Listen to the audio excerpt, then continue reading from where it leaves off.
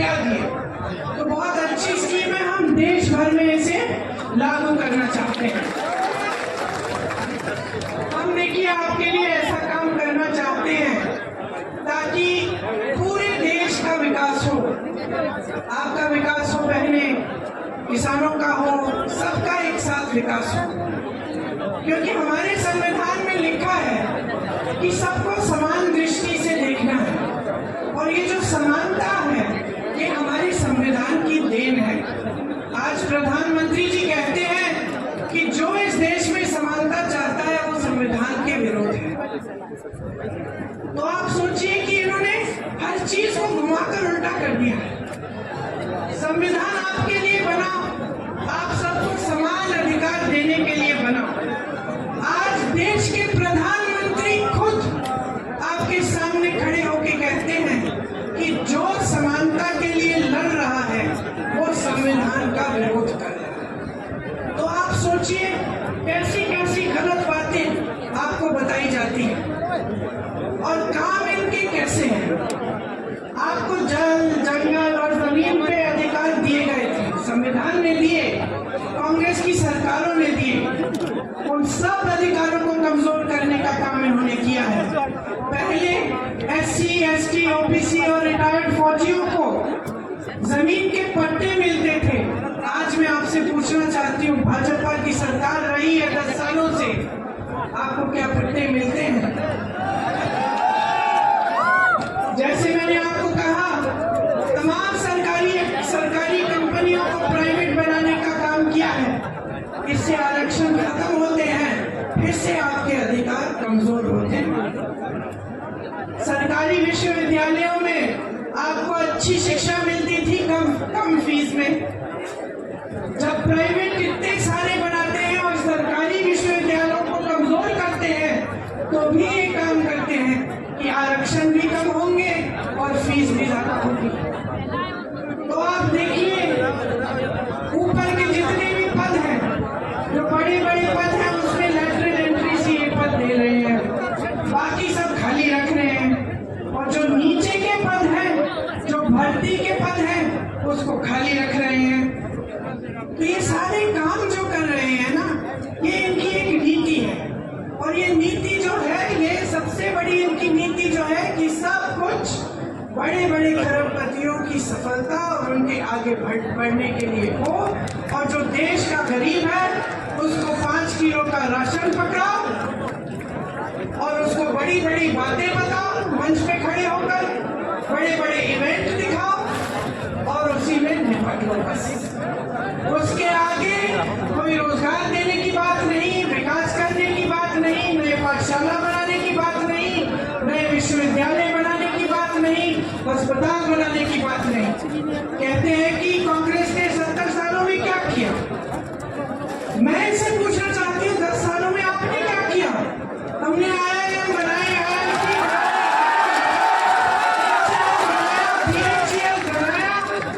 आप नाम लीजिए, कांग्रेस ने बनवाया, भादरा नंगल डैम बनवाया, आपका हबूल बनाया। इन्होंने क्या बनाया? इन्होंने क्या बनाया? भूख फैलाई लोगों के बीच में, नफरत का बीज बो दिया, क्योंकि उस नफरत के बीज से उन्हीं की सत्ता बढ़ेगी। आपसे जब आते हैं चुनाव के समय आपसे बात करने के लिए, तो क्या बातें करते हैं? आए थे अभी 2-3 दिन पहले, मैंने सुना उनका भाषण। चुनाव है हिंदुस्तान में, बात हो रही है पाकिस्तान की।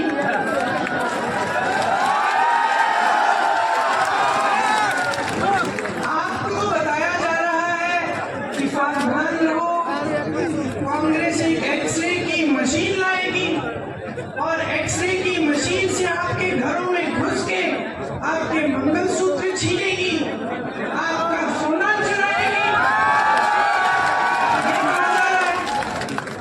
देश के प्रधानमंत्री ने इतनी स्पष्ट बातें,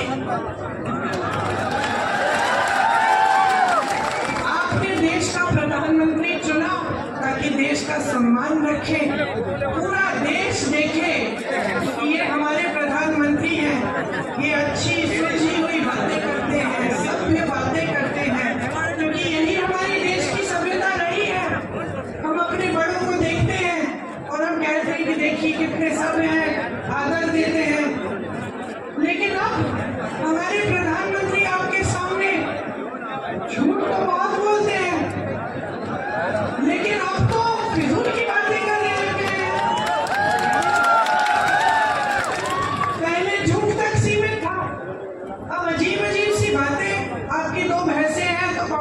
भैंस चुरा लेगी।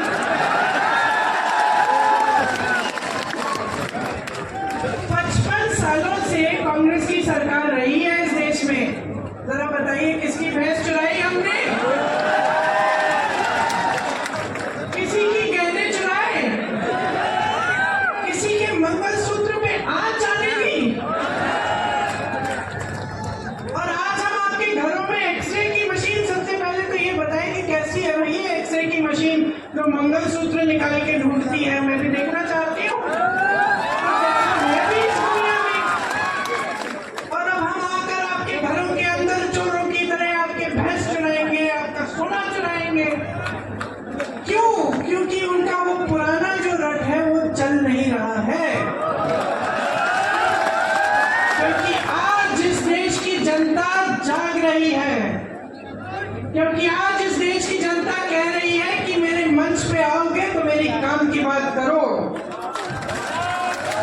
आज इस देश की जनता कह रही है मुझे इस चुनाव को हिंदू मुसलमान पे नहीं लड़ना है, मुझे इस चुनाव को बिजली, पानी, रोजगार, महंगाई पे लड़ना है। आज इस देश की जनता कह रही है कि बहुत हो गया मोदी जी, बहुत हो गया, बहुत देख ली आपकी नौटंकी, बहुत सुन लिया आपके भाषण, लेकिन आपके भाषणों में एक लफ्ज हमारे लिए नहीं रहा। आज देश की जनता कह रही है कि मोदी जी हमें बताइए, 10 साल से हमने आपको पूरी सत्ता दी, उस सत्ता का क्या किया आपने? क्या आपने हमारे जीवन में आप तरक्की लाए कि नहीं लाए? और जनता को दिखने लगा है कि 10 साल बीत गए, बहुत बड़ी बड़ी बातें, क्या था वो सबका साथ सबका विकास, ऐसी बात। किसका विकास हुआ? बैठे हो ना, विकास हुआ है आपका विकास हुआ बहने। तो बस हवा में बड़ी बड़ी बातें हुई हैं और आपने शानदार इवेंट, ये तो मैं बोलती हूँ, बड़े शानदार इवेंट बनाए।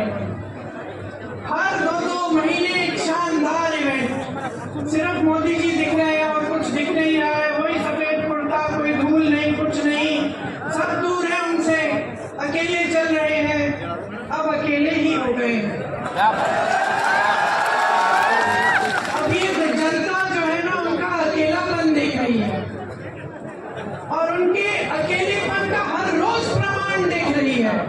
ये जो बातें होती है ना कि आपकी भैंस चुरा लेगी कांग्रेस, ये उसी का प्रमाण है। कोई सच्चाई नहीं बता रहा है, अकेले बैठे हैं, सलाहकार भी झूठ बोल रहे हैं, सलाहकार भी सही बात नहीं बता रहे हैं। अजीब सी परिस्थिति बन गई है बहनों और भाइयों आज हमारे देश में। इसको पहचानो। एक सच्चाई आपको टीवी पे दिखती है, वो सच्चाई जो आपको दिखा रही है ना, ये समझ लो सारे टीवी के चैनल आज बड़े बड़े खरबपतियों के हैं, तो आपको अपनी सच्चाई नहीं दिखाएंगे। आपने कितने प्रोग्राम देखे हैं इस चुनाव के दौरान जहां कोई पत्रकार दुकान में जा रहा है और कह रहा है कि भाई आज टमाटर का दाम देखो, कि देखो कितनी महंगी है ये तेल या ये गैस सिलेंडर कितना बढ़ चुका है, क्या लोग गुजारा कर पाएंगे? ये आप नहीं देखते किसी चैनल पे। किसी चैनल पे आप ये नहीं देखेंगे कि 70 करोड़ लोग इस देश में बेरोजगार हैं मोदी जी के राज में। ये बात, इस पे कोई रिकॉर्ड नहीं देखेंगे। आप देखेंगे कि मोदी जी कौन से कपड़े पहनते हैं, मोदी जी किस प्रधानमंत्री से मिल रहे हैं, किस तरीके के आम खाते हैं, ये देखेंगे आप। क्योंकि आज मीडिया भी झुक गई है, सारे चैनल भी झुक गए हैं। पत्रकार एक समय में सवाल उठाता था, मुझे याद है मेरे पिताजी के समय में एक अखबार रोज 10 सवाल छापता था, प्रधानमंत्री से सवाल है ये, आपको याद होगा कैसे आक्रमण होती थी मीडिया। कोई घबराता नहीं था, नेता कहता था ठीक है सवाल पूछो जवाब देंगे। आज तो नेता इतने घबरा गए हैं ये कि जब इनका चुनाव आ रहा है तो इनके सामने जो प्रत्याशी खड़े हैं उनको घूस देके उनको बिठा रहे हैं।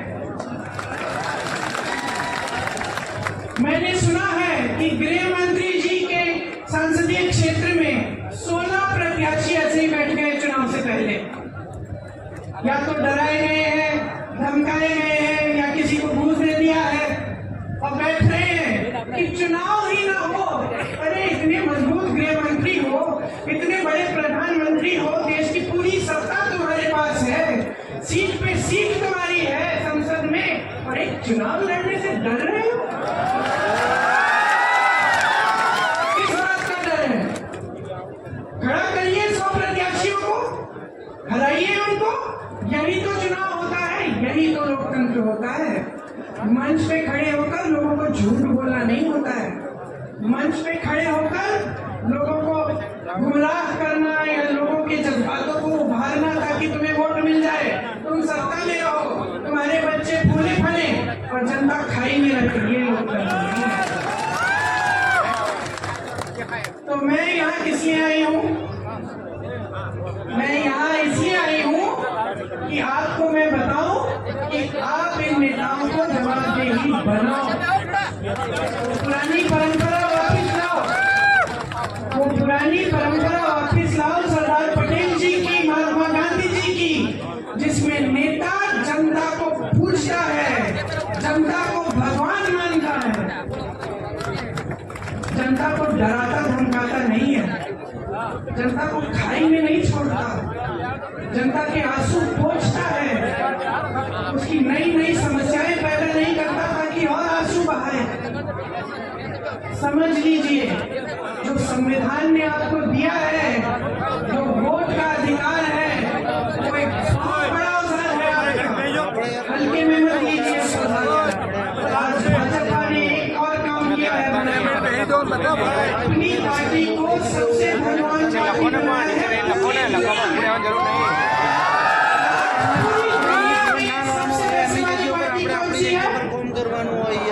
एक रिपोर्ट आई है, मुझे मालूम नहीं कि कितनी सही है, लेकिन लगभग मुझे लगता है कि सही होगी। 60,000 करोड़ रुपए उन्होंने खर्चे किस पे? आपके नालों को ठीक करने के लिए नहीं, आपकी टूटियों में पानी लाने के लिए नहीं, आपकी सड़कों की मरम्मत में नहीं, आपके कारोबार में नहीं, आपकी खेती को ठीक करने में नहीं, ये जीएसटी हटाने में नहीं, अपनी पार्टी के लिए, अपनी पार्टी को मजबूत बनाने के लिए बड़ी बड़ी इमारतें बनाई हैं हर जिले में। इनके जो ऑफिस है, इतने बड़ी बड़ी इमारतें, सबको थोड़ा थोड़ा वेतन दे रहे हैं, जो भी उनके लिए काम कर रहा है, उनकी पार्टी के लिए। कोई मुफ्त में नहीं करता। यहाँ हमारे बेचारे सेवा दल के जो कार्यकर्ता है और जो कांग्रेस के कार्यकर्ता है, इनसे पूछो ये जनता की सेवा करते हैं तो मुफ्त में करते हैं या इनको वेतन देते हैं? बदनाम किया हमें और सबसे अमीर पार्टी बन गए वो। कहते हैं कि आज तक उन पे भ्रष्टाचार का कोई आरोप नहीं लगाया। कैसे लगाएंगे?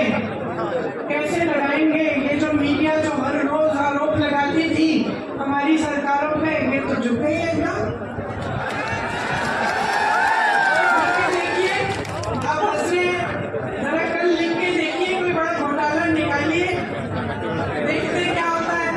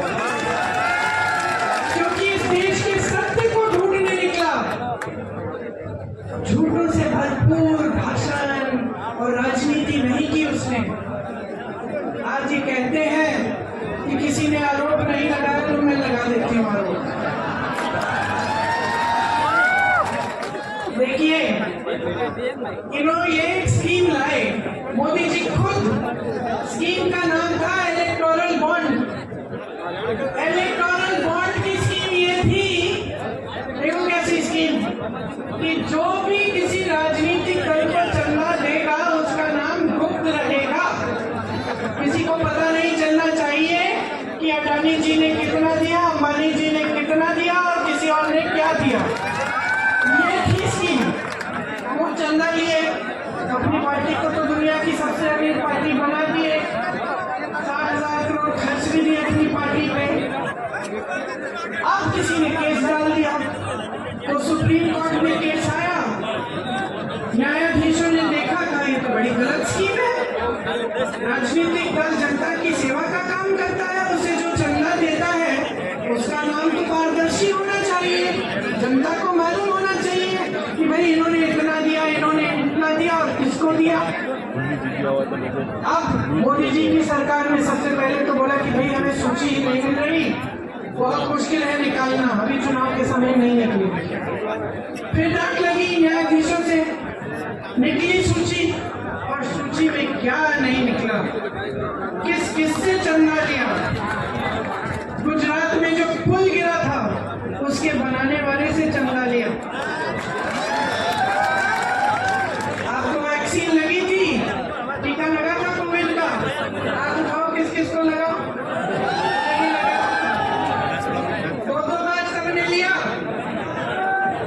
सर्टिफिकेट मिली ऐसी, किसका चेहरा था उसपे, किसका था, शहंशाह जी का चेहरा था। उस टीके को सिर्फ एक कंपनी ने बनाया था, ये नहीं कि 10 कंपनियों ने बनाया, उस कंपनी से चंदा लिया। आज क्या निकला है, रिपोर्ट निकली है कि कुछ प्रतिशत लोगों से को इस टीके से ऐसा हो सकता है कि अचानक हार्ट अटैक हो गया, अचानक गिर के मर जाएगा। कितने नौजवानों को ऐसा हुआ है पिछले 1-2 सालों में, हम सब जानते हैं, मैं खुद जानती हूँ लोगों को जिनके साथ ऐसा हुआ। किसी को पता नहीं चल रहा था कि कैसे ऐसे गिर के मर गए, अच्छे खासे सेहतमंद थे, कोई जिम कर रहा था, कोई दौड़ लगा रहा है, कोई 40 साल का, और आज आपको ये बात पता चल रही है। और ऊपर से ये बात पता चल रही है कि भाजपा ने इनसे चंदा लिया। और बताती हूँ, ऐसी कंपनियों से चंदा लिया है जिसपे छापा मारा था इन्होंने, छापा मारा, चंदा लिया, छापे बंद, केस लगाया, चंदा लिया, केस बंद।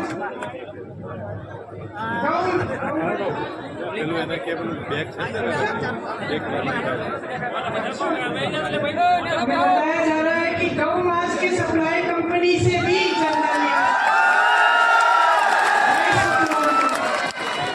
यहाँ आपके मंच पे धर्म की बातें, धर्म के रखवाले, वहाँ चंदा ले रहे हैं लोगों से।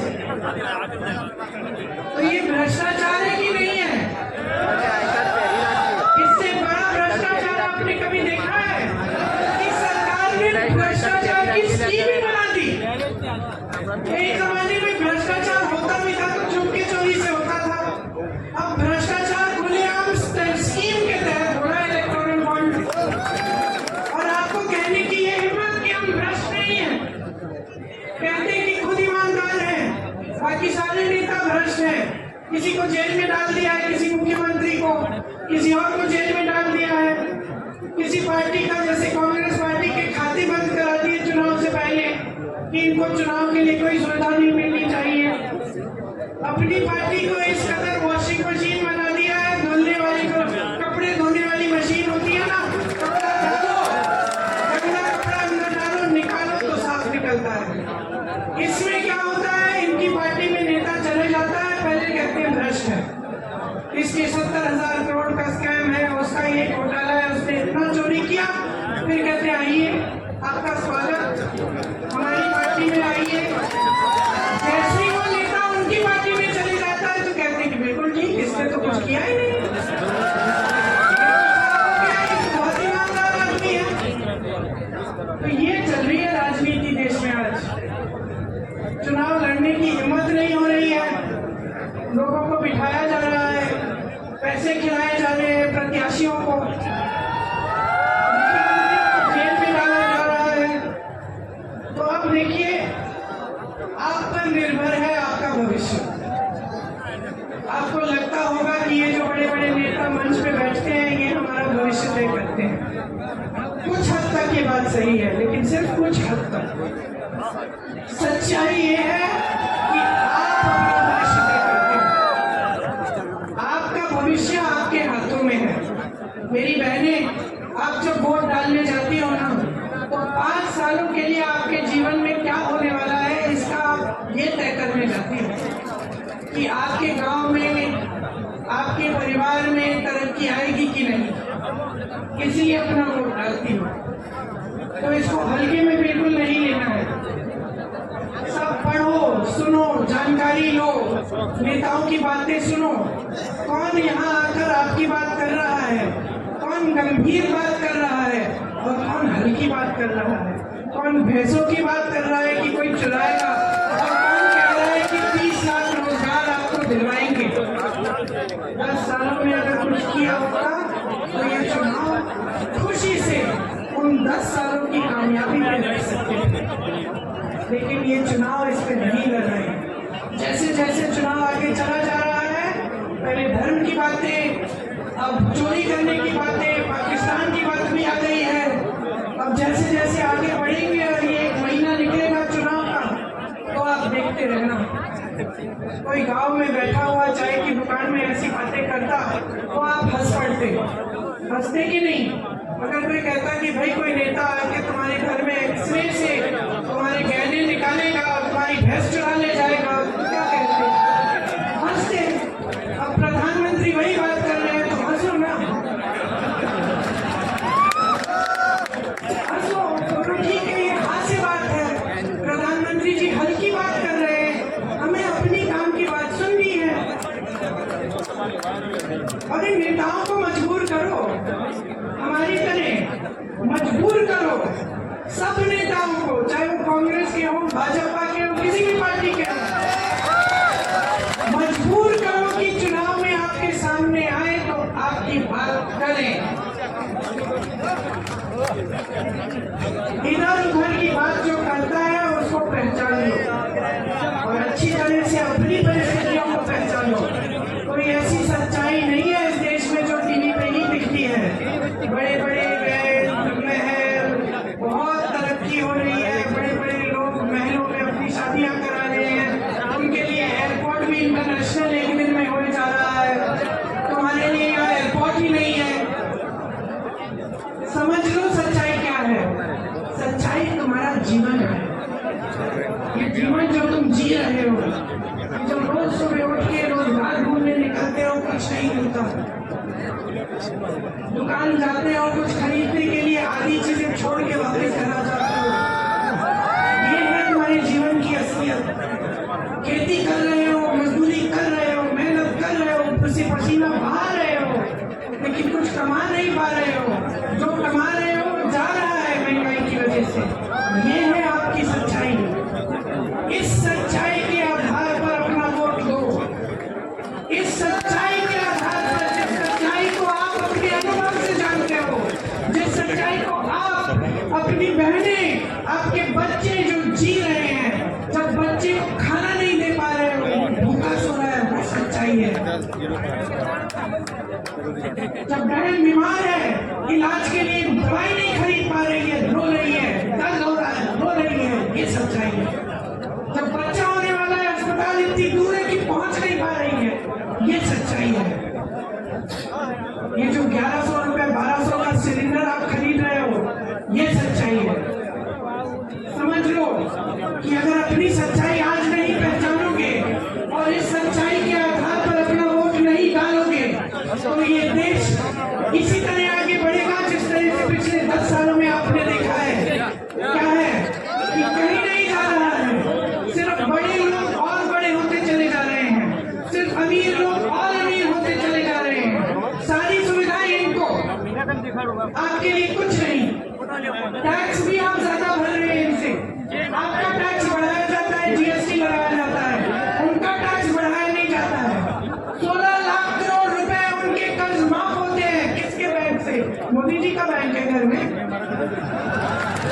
जी का बैंक है, आपका बैंक है। सरकारी बैंकों से 16 लाख करोड़ 22 उद्योगपतियों को माफ किए और यहाँ किसान रो रहा है, आत्महत्या कर रहा है, 10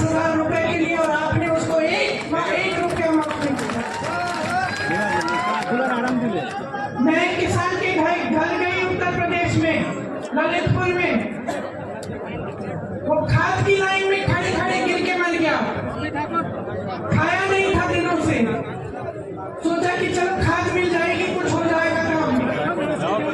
2 दिनों के लिए लाइन में खड़ा रहा, कुछ खाया नहीं, कुछ पिया नहीं, वहां पे गिर के मर गया।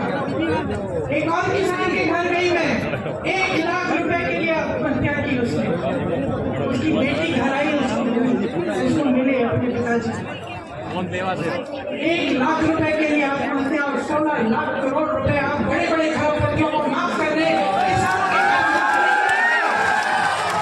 किसका पैसा है ये? कैसी बनी इतनी धनी आपकी पार्टी? कहां से आया ये सारा पैसा? किसकी संपत्ति है? जोर से बोलो, जोर से बोलो, और जोर से बोलो। आपकी संपत्ति है, आपकी संपत्ति है। यही संपत्ति है जिससे आपकी सड़कों को बनाना चाहिए था, जिससे आपके लिए पाठशालाएं बनानी थी, अस्पताल बनाने थे, आपको हर सुविधा दिलवानी थी, आपके कर्ज माफ करने थे। जब यूपी के किसानों को गन्ना का बकाया देना था 15,000 करोड़ रुपए, मैं उस समय भी यूपी में काम कर रही थी, 15,000 करोड़ रुपए था उस समय बकाया पूरे देश भर का, और यूपी के किसान उसमें शामिल थे। मोदी जी ने क्या किया? बकाया दिया। मोदी जी ने उसी समय कोविड के समय ये ऐलान किया कि 20,000 करोड़ रुपए का नया संसद भवन बनेगा। 20,000 करोड़ रुपए का नया संसद भवन बनाएंगे और 15,000 करोड़ रुपए का किसान का बकाया नहीं। ये उनकी नीयत है। अच्छा खासा संसद भवन था, 70 सालों से चल रहा था, किसी को कोई असुविधा नहीं हुई। पंडित जवाहरलाल नेहरू जी से लेकर वाजपेयी जी तक वहां पे सब उसी संसद में बैठे। अब बदलने की जरूरत क्या है भाई? क्योंकि हम शहंशाह हैं, हम सब कुछ कर सकते हैं। तो अब आप समझ लीजिए। देखिए, थोड़ी सी शिकायत मुझे आपसे है, क्योंकि चुनाव आते हैं, हर चुनाव में आपको गुमराह कर देते हैं, हर चुनाव में धर्म की बात, जाति की बात, और आप गुमराह हो जाते हैं और आप उसी आधार पे अपना वोट डाल देते हैं। और मैं सिर्फ यहाँ पे इसलिए आई हूँ आपसे कहने के लिए, अपने लिए अपना वोट दो, अपनी समस्याओं के आधार पर। किसी नेता को मत देखो, पार्टी को मत देखो, आप ये देखो कि भाई विकास कौन लाएगा मेरे गाँव में, मेरे जीवन में तरक्की कैसे होगी। कांग्रेस पार्टी बता रही है, ये रहा हमारा न्याय पत्र, सबके लिए कुछ है इसमें। अगर आपको शक है, आपको लगता है कि सिर्फ चुनाव के लिए कह रहे हैं ये लोग, तो पता करो, कोई जानकार है जिसको आप जानते हो, जो कर्नाटका में रहता हो, या फिर राजस्थान में, जब पिछली सरकार में राजस्थान में था, या जिसने बघेल जी की छत्तीसगढ़ में सरकार देखी, पूछो क्या ये सच है कि जो कांग्रेस ने गारंटी दी थी वो लागू है तुम्हारे प्रदेश में? खुद जानकारी लो, और जब जानकारी लोगे पता चलेगा कि जहां जहां हमने गारंटी दी है वहां सबसे पहले सरकार बनते ही हमने वो गारंटी लागू की।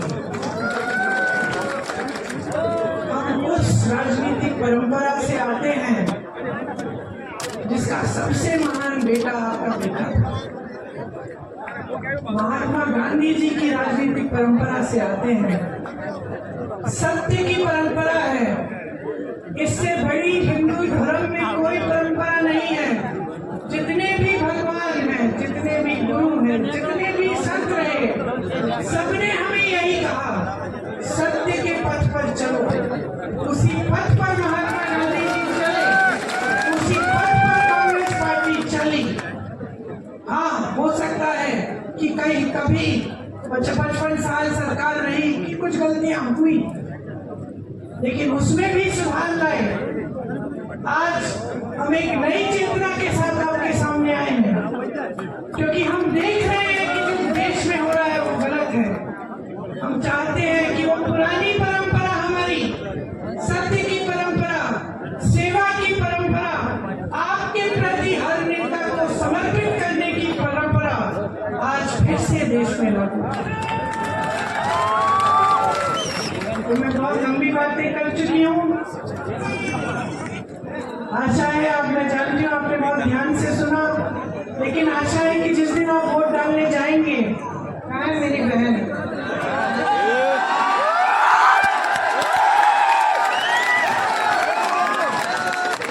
बनास की बहन, मुझे सबसे ज्यादा खुशी तब होती है जब मैं अपनी बहन के प्रचार में आती हूँ, किसी भी बहन, क्योंकि हम लोग सेवा अच्छी तरह करना जानते हैं, निष्ठा से करते हैं। तो आप कह रही हैं कि आप ही के समर्थन से चुनाव लड़ रही है, और ये कह रही है कि ये चुनाव जनता लड़ेगी।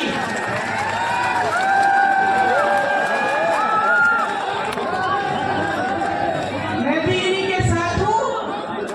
आप इनको भारी से भारी बहुमत से जिताइए ताकि आपकी सेवा पूरी हो और आपकी सेवा अच्छी हो।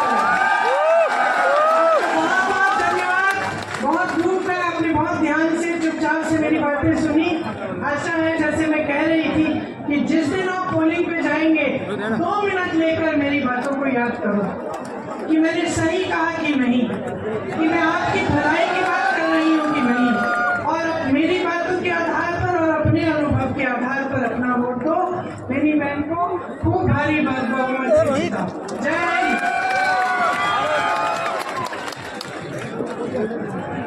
શનિવારના પવિત્ર દિવસે આજે પ્રિયંકાજી આપણી વચ્ચે ઉપસ્થિત છે, ત્યારે રાજના પૂર્વ ધારાસભ્ય ગુલાબસિંહ રાજપૂતે વિનંતી કરું કે ગેળા હનુમાનજીની પ્રતિમા આપીને રાહુલ ગાંધીજીનું સ્વાગત કરે। કોઈ જયેશ કામઠા, કોઈ રઘુભાઈ દેસાઈ, કોઈ અમરસિંહ ઠાકોર, તમામ આગેવાનોને વિનંતી કે પ્રિયંકા ગાંધીજીને